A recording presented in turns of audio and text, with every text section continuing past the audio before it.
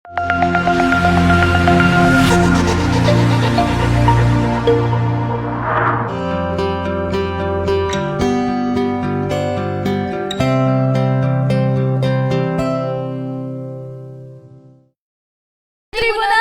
sore Medan, ketemu lagi dengan aku Risha dan aku Joy. Selamat sore Medan. Seperti biasa nih, sore-sore hari jam-jam 5-an kami bakalan bawain berita yang paling banyak dibaca sama Tribuners sekalian, plus berita yang lagi hype dibahas sama Tribuners. Benar sekali Risha. Ya sekarang lagi ada ya satu kasus yang viral sekali. Benar, dan sampai juga udah pada disorot sama selebgram dan kita bakalan bahas itu sekarang. Tapi sebelum itu kami mau ajak Tribuners buat terus tap-tap layarnya lah ya kan, biar kalian semangat live-nya. Atau kalau kalian punya pertanyaan nih, bisa kalian tulis aja langsung nih di kolom komentar. Nanti kita ada reporter di lapangan, kalau mau ditanya juga langsung aja tanya nih ke reporter di lapangan. Kami sangat terbuka, monggo gitu ya. Oke lah, di berita pertama tadi yang udah disentil dikit sama Jo ya, mengenai kasus viral yaitu pembulian terhadap salah satu siswa di MAN 1 Medan nih Tribuners. Nah, sekarang ini polisi masih mengejar 2 orang pelaku lain yang terlibat dalam kasus penganiayaan siswa MAN 1 Medan berinisial MH yang masih berusia 14 tahun. Menurut Kapolrestabes Medan, Kombes Pol Valentino Alfa Tatareda, dari kejadian itu polisi telah menangkap 2 orang pelaku berinisial MAS yang juga masih 14 tahun dan Ahmad yang merupakan seorang mahasiswa. Aduh, aku kecewa sekali ini. Satu alma mater sama gua. UIN ya? Yaps. Nah, sementara 2 pelaku lainnya berinisial AR dan Fauzi Al-Rashid Siregar yang juga merupakan seorang mahasiswa masih diburu polisi. Nah, lalu saat disinggung kabar salah satu pelaku bernama Fauzi Al-Rashid Siregar diduga merupakan anak seorang hakim dan dia juga lagi kuliah di hukum gitu. Nah, ia mengaku masih mendalami soal informasi tersebut. Lebih lanjut, Valentino juga Valentino juga menuturkan bahwa sejauh ini tidak ada kendala apapun yang dihadapi oleh petugas saat memburu kedua pelaku lainnya. Dibilangnya gini sih, teknis di lapangan, yang jelas tim masih di lapangan, kita tetap maksimal gitu. Jadi polisi maksimal lah ini dalam mengupayakan mencari si pelaku lagi, 2 lagi. Sebelumnya seorang siswa SMA kelas 1 bernama Muhammad Habib, 14 tahun, pelajar di MAN 1 Medan, menjadi korban dugaan penyiksaan oleh teman satu sekolah dan kakak kelas yang sudah alumni. Ini dia yang si Fauzi tadi. Ia dipukuli, disuruh. Jadi ini anarkis apa ya? Kayak tega kali gitu sih. Dia tuh dipukuli, Joy. Baru disuruh makan sendal berlumpur, makan daun mangga, dan dipaksa minum air yang sudah diludahi oleh sekitar 20 orang yang membuli dia ini. 20 orang ya, catat ya. Tadi yang masih dicari cuma 2, yang ketemu 2, yang dicari 2. Oke. 4 berarti kemana lagi 16-nya bakal kita tanya. Nah, bukan cuma itu, punggung telapak tangannya juga di sini deh. Disundut menggunakan kunci yang dibakar terlebih dahulu menggunakan korek api. Jadi kayak mendidih di sini. Dia menuliskan panas lah apanya tuh besinya inisial tuh. Nama geng mereka. Oke. Nah, setelah dibakar, kunci sepeda motor panas tadi ditempelkan ke tangan dan dibentuk huruf PA nih dia. PA hingga melepuh. Jadi di tangannya itu Tribuners ya, kayak bertato jatuhnya, kayak berbentuk PA gitu. Ayah korban nih, Rahmat Dalimunti, mengatakan peristiwa ini terjadi pada Kamis 23 November 2023 lalu. Dari keterangan yang didapat, saat itu anaknya bersekolah seperti biasa. Namun karena ada persiapan menjelang hari guru, kemarin kan lagi hype-hype hari guru ya. Nah, maka korban permisi keluar sebentar mengendarai sepeda motornya. Nah, di tengah perjalanan, tiba-tiba anaknya ini dicegat dan dipiting oleh teman satu sekolahnya bernama Alfi Syahri Ramadan. Setelah itu ia dibawa ke sebuah tempat yang sudah ada beberapa orang lain menunggu di sana. Sementara Alfi yang membawa korban langsung pergi. Korban lalu dibawa pergi kembali ke sebuah tempat. Disinilah ia mengalami dugaan penyiksaan yang dilakukan oleh Fauzi Al-Rashid Siregar. Catat nih ya, Fauzi, alumni MAN 1, sekarang kuliah di UINSU. Malu kali aku, malu. Makasih ya Fauzi ya. Anak hukum ya, hukum syariah. Dah. Aduh ya Allah, emosi kali aku. Kayak aduh, nggak manusia kayak. Bapak kau hakim, mampus. Astagfirullahaladzim, sorry. Bisa dilanjut? Menurut informasi yang didapat, keluarga korban dan teman-temannya, huruf PA yang dicap ke tangan korban menggunakan besi panas merupakan singkatan dari sebuah geng. Itulah geng si Fauzi nih. Namanya PA ya, PA. Ya, inisialnya PA. Geng ini disinyalir sebagai gerombolan geng motor, berisikan anak sekolah dari alumni MAN 1 Medan. Aduh, Kok bisa ya? ini MAN 1 ini sekolah yang baik-baik Iya, banget loh. sekolah terkenal sekolah agama. Memang sekolah agama kan? Memang sekolah agama madrasah aliyah negeri. Baik-baik sejauh ini masih baik-baik aja citranya. Jadi kayak kenapa harus ada geng-geng kayak gini, woi? Ya Allah. Perbuatan keji ini diduga dilakukan oleh Fauzi tadi ya, Fauzi, alumni MAN 1 Medan yang kini sebagai mahasiswa UIN dan seorang temannya. Oke. Calm down ya sebelum iya. aku emosi. Nanti aja kita jeda dulu, kita tonton dulu Tribuners ya video yang berikut ini. Pak, udah bagaimana Pak perkembangan kasusnya Pak? Ya, yang MAN 1 masih dalam pengejaran lagi yang lain. Ya, ada 2 bisa juga tersangka. Ya, satu memang masih 15 tahun ya. Jadi sudah kita datakan, yang satu sudah dalam penahanan kita. Ya. Salah satu pelaku kabarnya anak oknum dari hakim ya Pak? Nah, ini masih dalam pendalaman ya.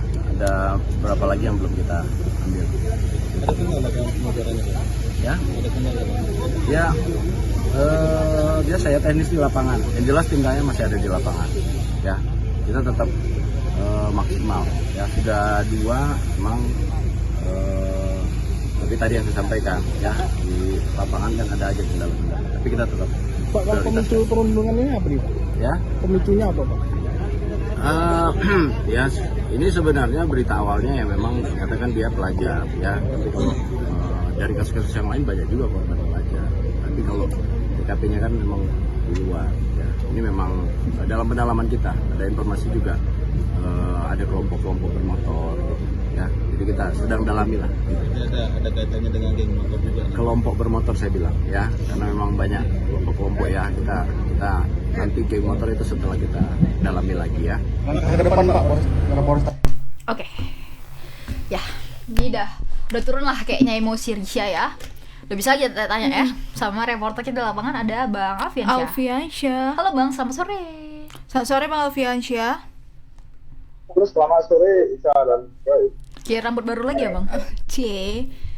Oke Risha, mungkin boleh langsung ditanyakan apa yang ingin Tipis sekali senyumnya. dipertanyakan. Kacamata baru ya Bang Alfiansyah? Iya, dari minggu lalu udah pakai tali-tali itu loh. Oh iya. Oke Bang Alfiansyah, boleh dijelaskan dulu nih Bang terkait kronologi mungkin dari peristiwa perundungan ini yang dialami oleh korban. Ya, kronologi dari itu kan bermula dari si korban ini itu berjumpa dengan kelompok para pelaku ini dan kemudian si korban ini diculik begitu oleh salah satu pelaku dan dibawa ke suatu tempat karena si korban dianiaya begitu dan dibully juga. Nah, berdasarkan keterangan dari pihak kepolisian itu memang kasus ini itu bermula dari adanya pertikaian antara 2 kelompok ya, kelompok geng dari pelaku dan juga si korban ini. Nah, sebelumnya memang telah dilakukan penyelidikan oleh pihak kepolisian.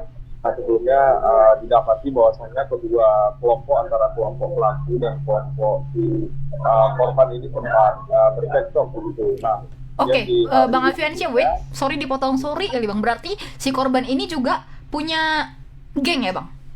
Tergabung dalam sebuah geng? Ya, berdasarkan keterangan dari pihak kepolisian, si korban ini bergabung di kelompok yang namanya itu kelompok Wargi begitu. Sedangkan pelakunya ini kelompok Parman begitu. Parman. Dan satu lagi korban apa Bang? Korban itu kelompok Wargi. Wargi dan Parman. Oke. Wargi versus Parman. Oke, lanjut Bang. Ya, setelah adanya percekcokan itu, kemudian keesokan harinya kebetulan para pelaku ini bertemu dengan si korban ini dan langsung terjadi percekcokan kembali hingga akhirnya si korban ini menjadi korban penganiayaan oleh para pelaku. Nah, memang berdasarkan keterangan dari pihak keluarga korban ini memang mengaku awalnya itu dirundung ataupun diburu oleh sekitar 20 orang gitu. Benar. Setelah dilakukan penyelidikan oleh pihak polisian itu yang terbukti hanya sekitar 4 orang yang saat ini sudah dijadikan tersangka. Lalu Bang, 16 orang lainnya berperan sebagai apa sehingga mereka tidak ditetapkan sebagai tersangka, Bang? Kemarin memang pengakuan dari pihak kepala sekolah juga ada belasan siswanya yang sempat diamankan oleh polisian dan diminta keterangan begitu, namun mungkin tidak terbukti atau tidak ada mengarah ke perbuatan yang dilakukan oleh para siswa ini sehingga mereka ini dipulangkan dan ada satu yang diamankan begitu. Yang pelaku pertama kali inisial MAS ini langsung diamankan oleh pihak polisian karena terbukti melakukan tindakan penganiayaan terhadap si korban. Baik Bang, apakah saat korban menerima penganiayaan dari rekan-rekannya tersebut ada melapor kepada pihak keluarga atau setelah dianiaya baru memberitahu kejadian itu?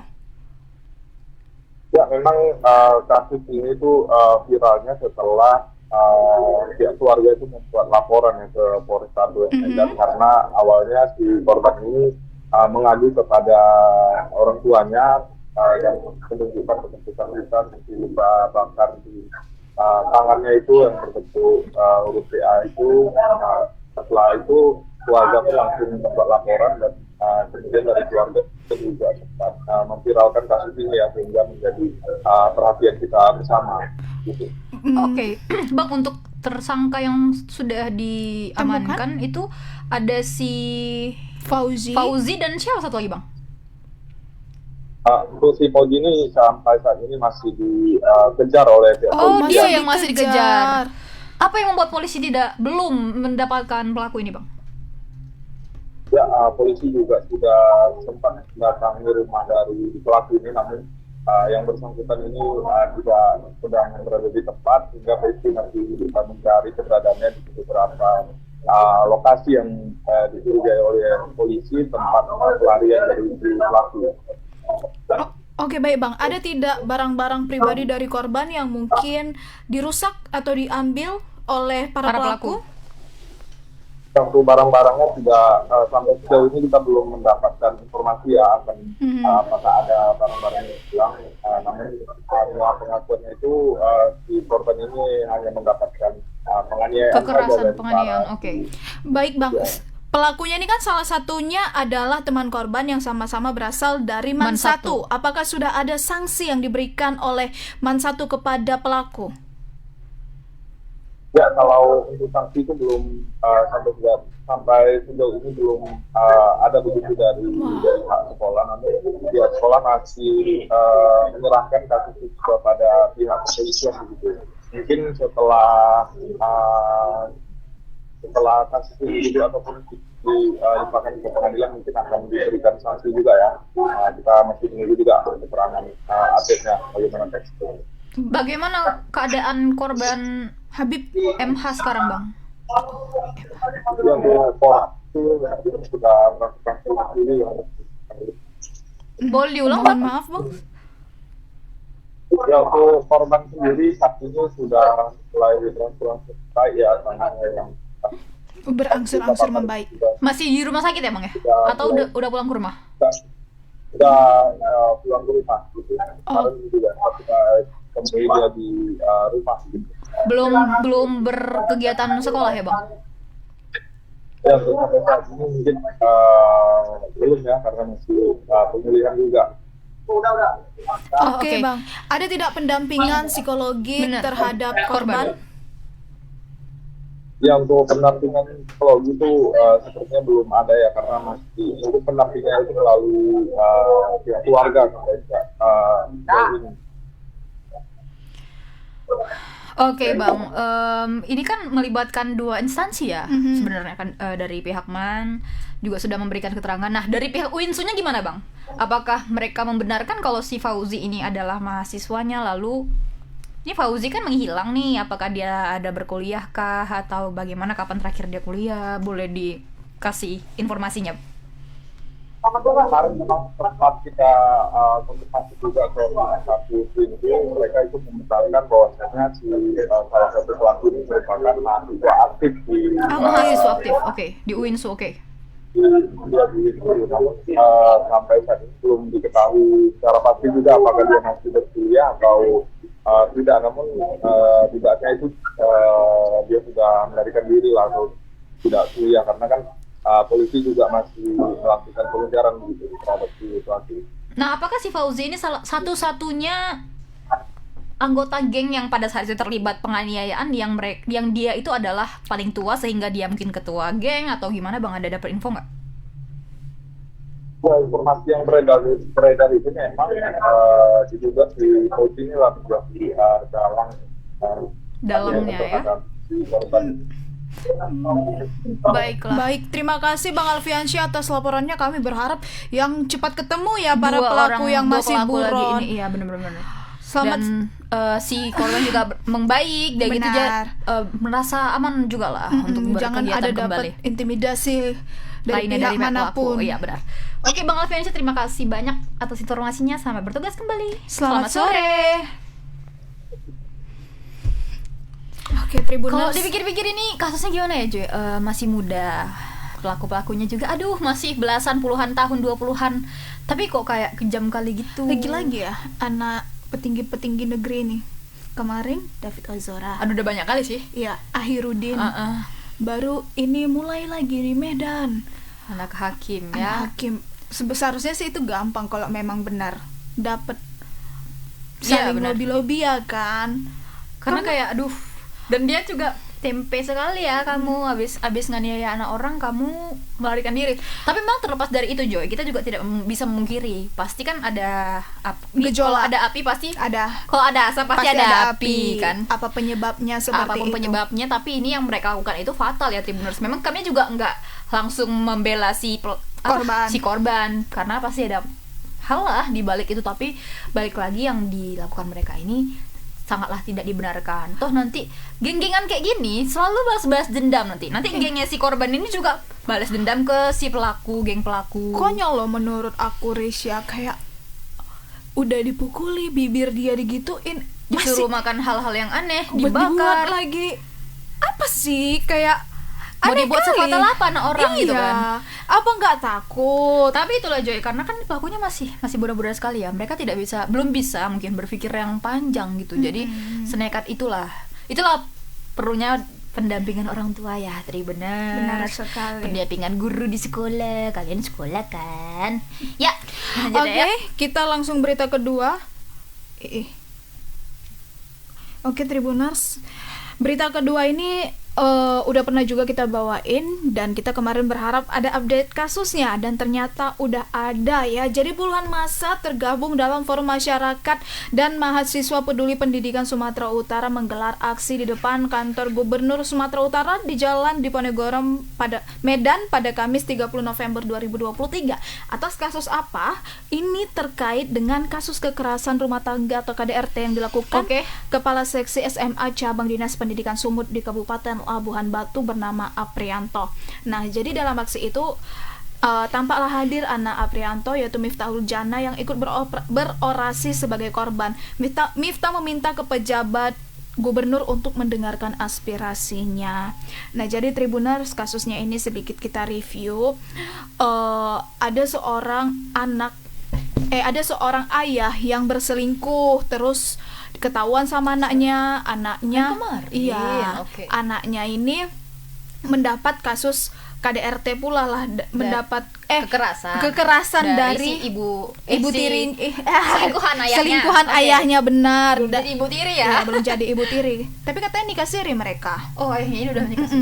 Nah, dan diduga udah memiliki anak dari yang dibawanya iya benar. Naik beca kan kemarin orang ini. Naik beca. Bener, Itulah bener. sedikit review Flashback-nya, kasusnya oke. ya Tribuners. Nah, Miftah ini merasa kecewa Oke. karena kinerja penegak hukum ini dinilai lambat. Lambat. Sebagai korban, ia merasa tidak menerima kenyataan bahwa dirinya juga telah ditetapkan sebagai tersangka atas laporan perselingkuhan ayahnya dengan tuduhan penghinaan. Iya, ini kasusnya Risha. Lupa tadi kita review. Kalau dia itu yang dipanggil ke kantor polisi dan sekarang dia udah ditetapkan sebagai Si tersangka. Miftah ini yang Iya, tersangka. Ini telah ditetapkan sebagai tersangka. Kemarin kan dia disuruh klarifikasi kayak gitu kan, dan ini udah ditetapkan menjadi tersangka. Ia mohon kepada PJ Gubernur Sumut Hasanuddin untuk memberikan keadilan kepada dirinya. Dalam aksi itu puluhan teman-teman Miftahul tampak membawa poster. Mereka menuliskan ungkapan solidaritas kepada Miftahul yang tulisannya itu kami bersama Miftah. Oke, mereka juga merupakan mahasiswa-mahasiswa yang berasal dari Kabupaten Labuhan Batu. Baik Tribuners, untuk informasi lebih lengkapnya, kita ada video bagaimana mereka ini mungkin berorasi.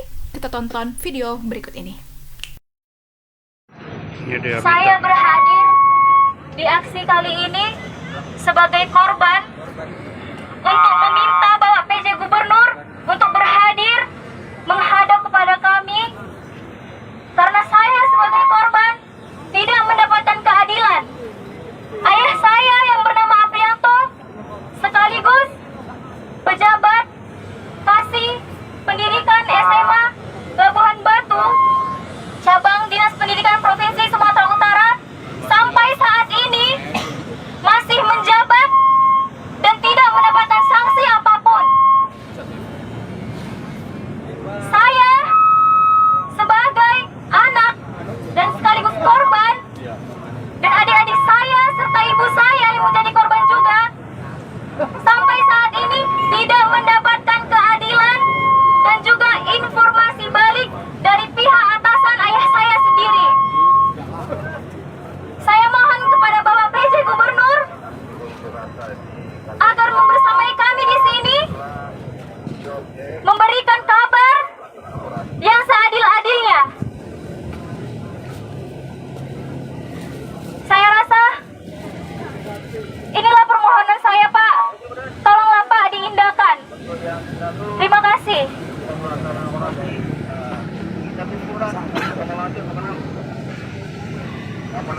Dan juga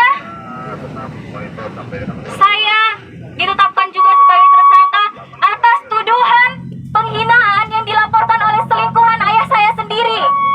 Saat ini saya sudah ditetapkan sebagai tersangka, padahal saya tidak melakukan hal yang dituduhkan.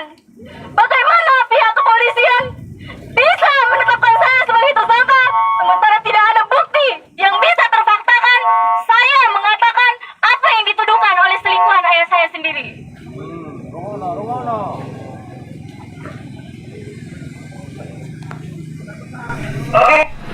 Ya, cukup miris ya Tribuners, di mana seorang anak yang seharusnya itu tempat berlindungnya adalah ayahnya Ayahnya ya, sendiri, nangis kamu. tetapi malah hal inilah yang harus diterima oleh saudari kita Miftahul. Oke, Tribuners, kita udah terhubung dengan reporter kita. Ada Kak Retin. Halo Kak Retin, selamat sore. Halo Kak Retin, selamat sore. Baik Kak Retin, tadi kita juga udah melihat bagaimana aksi demo yang aksi solidaritas yang dilakukan oleh mahasiswa-mahasiswi Labuhan Batu terhadap kasus yang menimpa Miftahul Jana. Baik Kak, tadi dia di situ menunjukkan orasinya kepada PJ Gubernur. Apakah dari pihak PJ Gubernur ada turun untuk melihat aksi tersebut, Kak? Iya, tadi saya nih selama aksi itu dari pejabat gubernur Sumatera Utara Hasanuddin tidak menghampiri atau menemui masa aksi, tapi diwakili oleh kepala bagian dari Biro Organisasi Pemkab Sumut bernama Samuel. Tadi sebagai perwakilan dari Pemkab Sumut itu menemui masa aksi.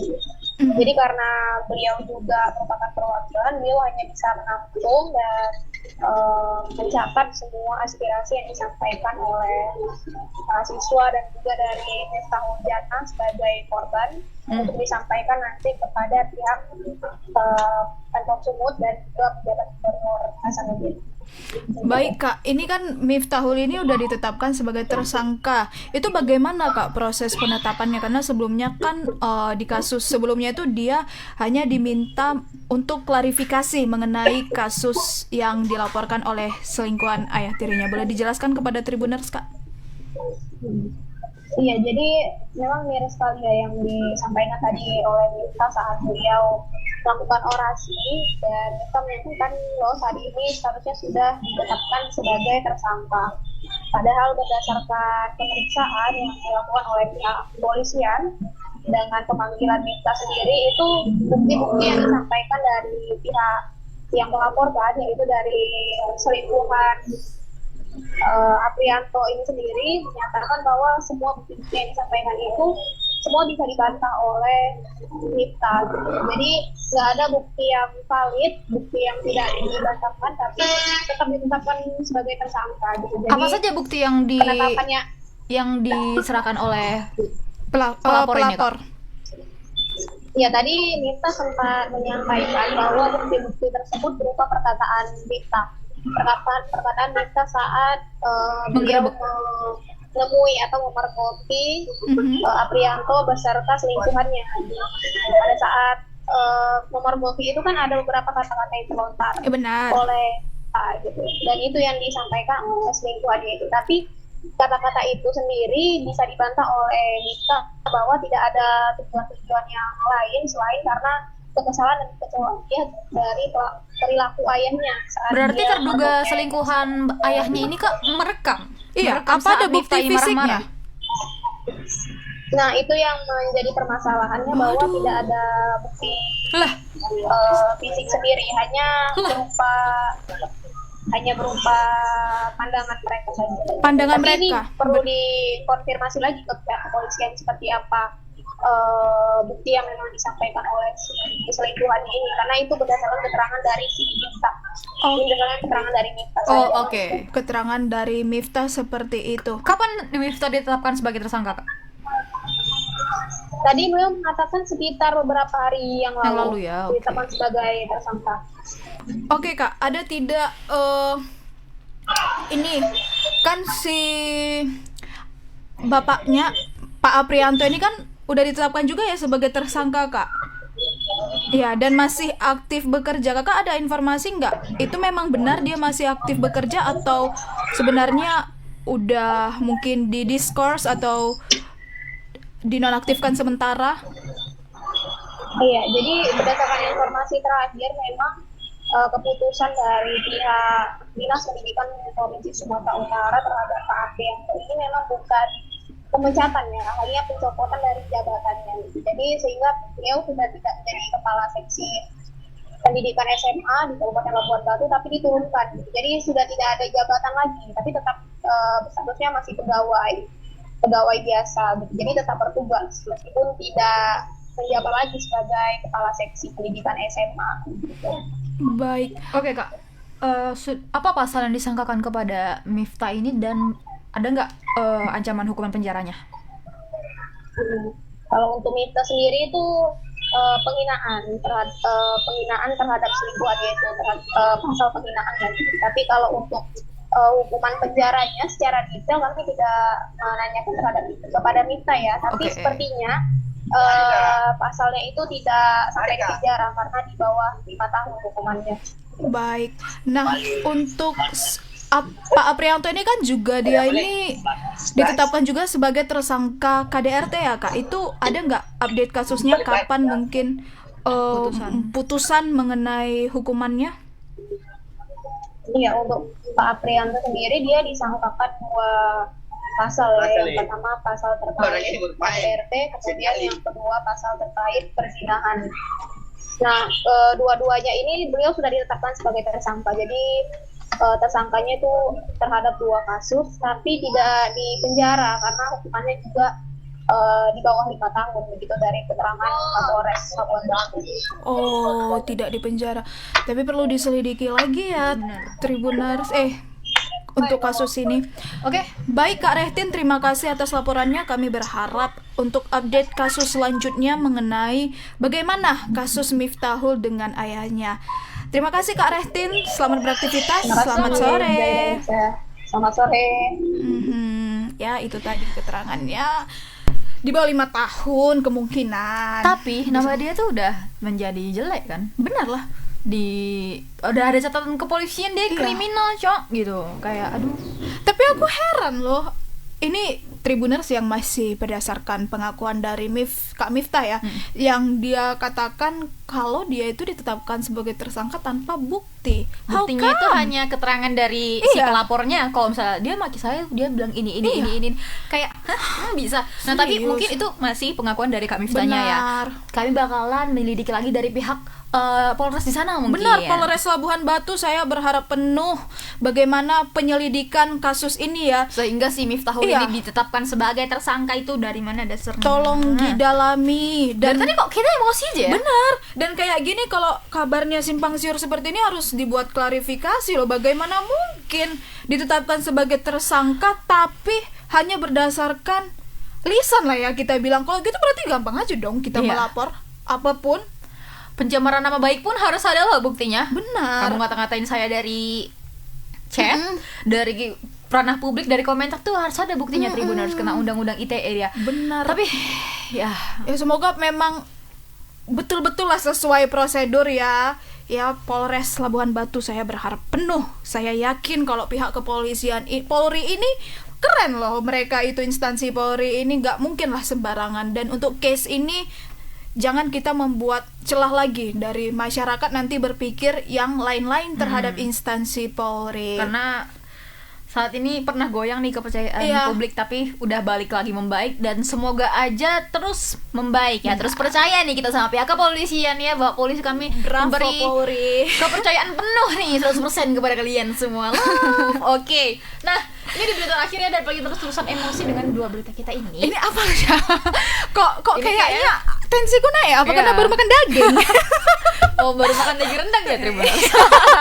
Nah, ini di berita terakhir ini ada Virgo. Kamu adalah Bukti. Oh, nanti kita dimarahi. 3 kali tarik napas. Oh ya, nyanyi lagi. Oke. Udah takut kali kok nih nyanyi Tribuners. Nah, jadi penyanyi Virgon ini mengajukan banding setelah Majelis Hakim Pengadilan Agama Jakarta Barat mengabulkan gugatan cerai Inara pada Jumat 10 November 2023 lalu. Hal itu disampaikan oleh kuasa hukum Virgon, Wijayono Hadi Sukrisno alias Kris di Polda Metro Jakarta Selatan. Nah, Kris mengungkapkan nih alasan Virgon mengajukan banding atas putusan cerai tersebut. Menurutnya, ada beberapa poin yang membuat kliennya itu merasa keberatan nih atas putusan majelis hakim, salah satunya terkait hak royalti lagu. Iya, Jadi ada si Inara 4 juga lagu kan 4 lagu. katanya. 3 atau 4 item gitu katanya si bapak itu. Nah, setelah mengetahui bahwa Virgon mengajukan banding atas putusan pengadilan agama soal royalti lagu menjadi milik bersama, Inara Rusli menanggapi santai. Ia menyebut banding adalah hak semua warga negara yang berurusan dengan hukum. Pinter nih Inara jawabnya ya.